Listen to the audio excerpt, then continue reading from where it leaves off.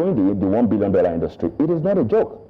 If you see the plan, we have established a 50-year plan for Egba land, where we have mapped every local community. Imagine if that happens with all the other cultures in Nigeria. Exactly. We all know. Listen, one thing that doesn't lack in the country is absolutely culture. You mentioned the Cross River, the Calabar festivals. There's so many others. There's the Oshun Festival. Absolutely. There's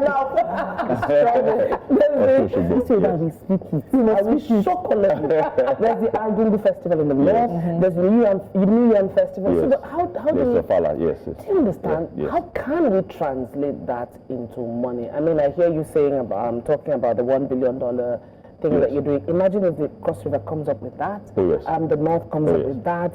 But how do we foster that with so many ethnic groups? So let me give you this, right? Sometime later this year or 2026, the plan is going on. There will be the African Fashion Conference happening in Egba land, in Lagos, but Egba land, where we're bringing the best of African designers to Nigeria, to Egba land. You know, the African fashion market is 1.2% of the global market, and we're talking $31 billion. That's really abysmal.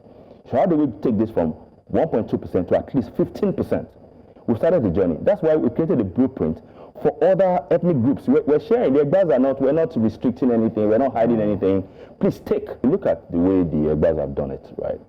You will see that, you know, I'm Egba Ake. I'm an Ejaye man, you know, and while creating each of those attires, I started to consult with the Olu, the Owus, the Bagoras, the Okionos, each of these various groups, to say, okay, we want to express you this way. Do you have any contribution to it? Okay. You know, it is that is actually the power, that there's diversity. So we decided not to create uniform attires. No.